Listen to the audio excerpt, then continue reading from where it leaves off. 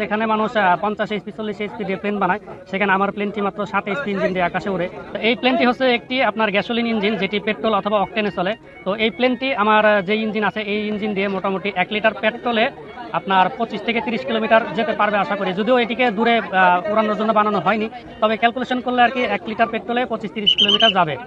আর এই প্লেনটি আমার আকাশে সর্বোচ্চ 70 কিলোমিটার গতিতে উঠতে পারে, আর এটি 45 কিলোমিটার গতিতে আকাশে উড়াল।